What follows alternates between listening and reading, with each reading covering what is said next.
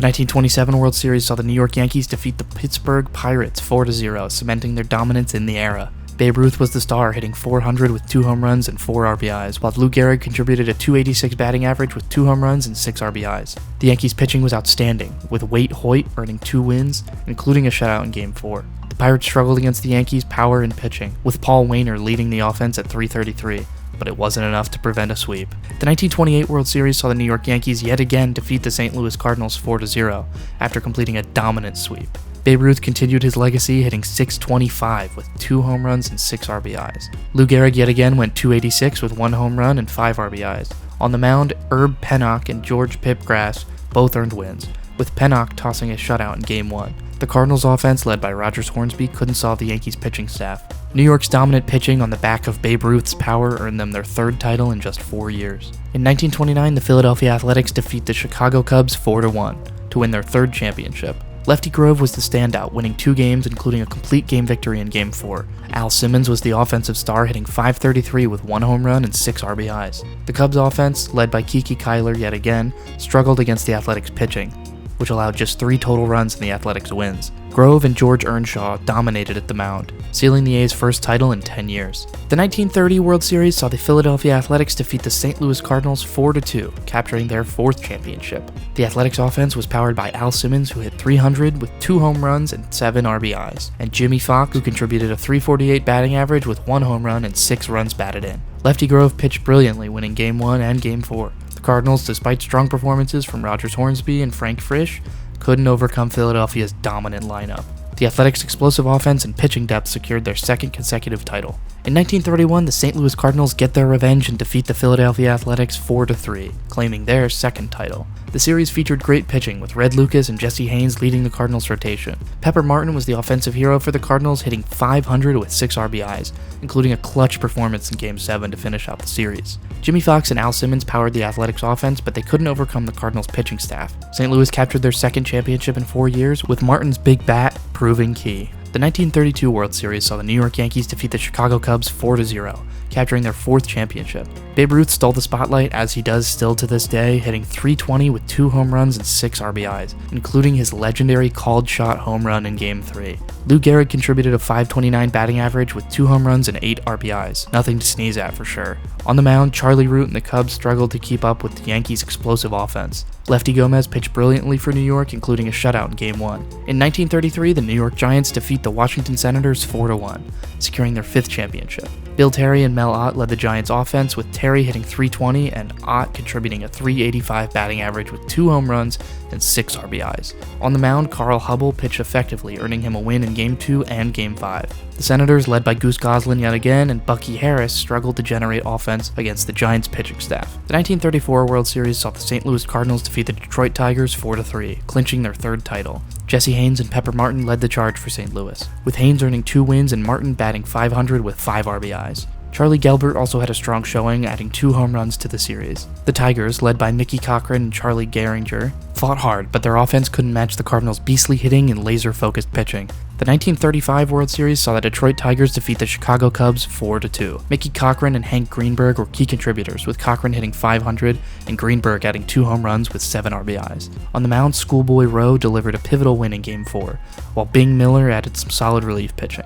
Despite a strong performance by Cubs pitcher Gabby Hartnett, Detroit's offense overwhelmed Chicago. Charlie Gehringer and Pete Fox also had notable performances as the Tigers secured their 1st championship in 10 years. In 1936, the New York Yankees defeat the New York Giants 4-2. Bill Dickey and Lou Gehrig powered up the Yankees' offense, with Dickey hitting .333 and Gehrig contributing a .348 batting average with 1 home run and 7 RBIs. Charlie Gehringer added key hits, while Lefty Gomez was dominant on the mound, winning 2 games. The Giants, led by Mel Ott, couldn't match the Yankees' all-around performance. New York's pitching depth and offensive explosion secured the 3rd consecutive title and added to their legendary dynasty.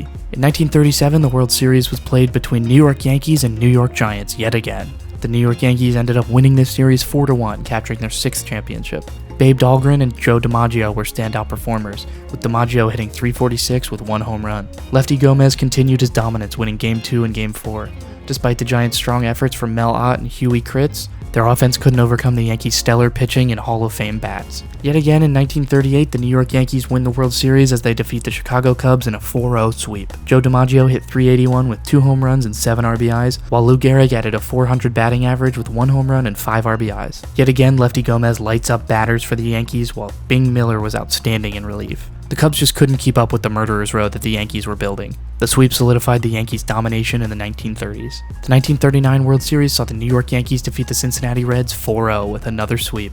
Joe DiMaggio was the star of the series, hitting .400 with 1 home run and 7 RBIs. The Yankees' offense, including Bill Dickey and Tommy Henrich, overwhelmed the Reds. Red Reffing and Lefty Gomez anchored the Yankees' pitching staff, earning both of them a win. The Reds, led by Ernie Lombardi, struggled to score runs against the New York pitchers. The victory marked the Yankees' 4th consecutive title, further cementing their status as baseball's elite franchise. The 1940 World Series saw the Cincinnati Reds defeat the Detroit Tigers 4-3, winning their 2nd championship. The Reds' offense was powered by Ernie Lombardi, who hit .353 with 1 home run and 5 RBIs, while Ivel Goodman also contributed with key hits in crunch time. On the mound, Bucky Walters was the standout, winning 2 games, including a complete game shutout in Game 7 to finish off the series. Despite strong performances from the Tigers' Hank Greenberg and Joe DiMaggio, they couldn't overcome the Reds' pitching. The victory gave Cincinnati their first championship in over 20 years. The 1941 World Series saw the New York Yankees defeat the Brooklyn Dodgers 4-1, securing their 12th championship. Jesus, that's a lot. Joe DiMaggio led the offense, hitting .346 with 2 home runs and 6 RBIs, while Yogi Berra and Phil Rizzuto contributed with key hits. On the mound, Spud Chandler earned 2 wins, including a shutout in Game 2.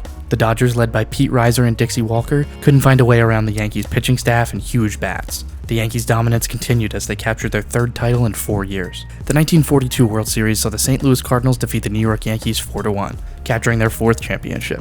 Enos Slaughter, which is a crazy name, oh my goodness, and Stan Musial led the offense, with Slaughter hitting .318 and Musial adding a .318 of his own with 1 home run and 5 RBIs. On the mound, Johnny Beasley was stellar, earning 2 wins, while Max Lanier came out of the bullpen providing strong pitching. Even though the Yankees had Joe DiMaggio, they couldn't outwork the Cardinals. The Yankees may have gotten complacent by this point. The Cardinals' pitching staff stifled New York, clinching the series and securing the title.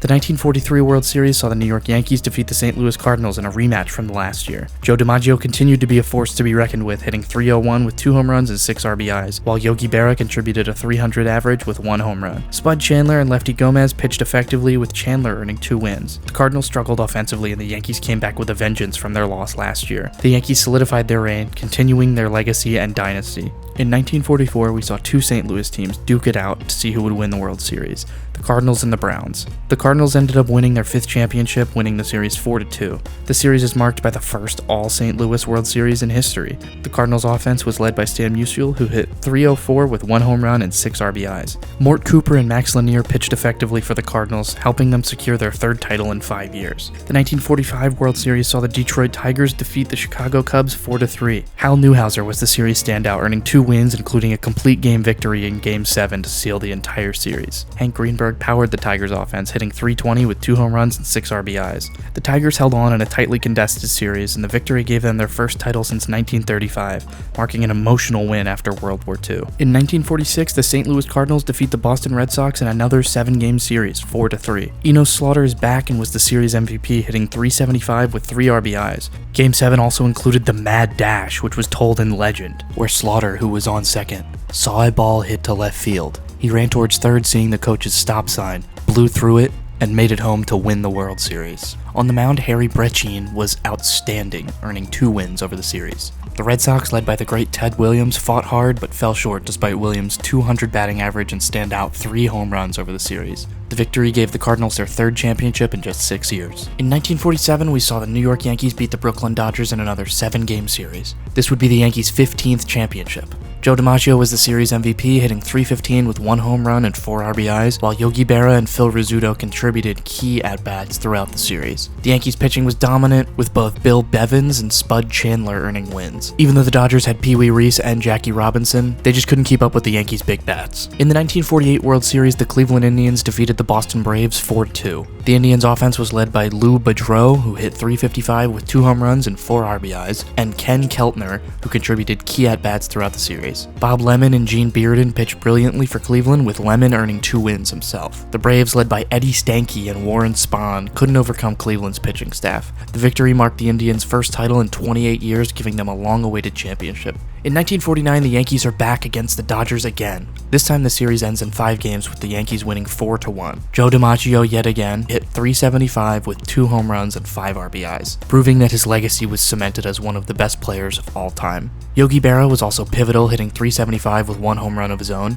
On the mound, Spud Chandler was back and Allie Reynolds was there as well, and they both earned key victories throughout the series. Yet again, Jackie Robinson and Pee Wee Reese just weren't enough to outmatch the Yankees' strength. This was the Yankees' 16th championship, cementing their dynasty as the majority winner in baseball. Don't get too comfortable because the Yankees are going to win for a while now. We already were, but we are now officially in the era of baseball, the 1950s, where the Yankees marked the entire league. In 1950, the Yankees defeat the Phillies 4-0 in a clean sweep for their 17th championship. Yogi Berra was back, as well as Phil Rizzuto to lead the offense, with Berra hitting .375 with 1 home run and 5 RBIs. Even though he was injured on the last leg of his career, Joe DiMaggio contributed a .286 batting average and had a few hits throughout the series. At this point in baseball's history, no one was really catching up with the Yankees, and the Phillies were no different. Though they had Richie Ashburn and Del Ennis, they just couldn't stop the Yankees from getting their 17th championship. In 1951, the Yankees are back again, and this time they face the New York Giants. They win the series 4-2 on the backs of Billy Martin and Yogi Berra. Martin hit .500 and Berra hit .400, so they had the plate pretty covered throughout the series. Whitey Ford had 2 wins in the series and had a shutout in Game 3.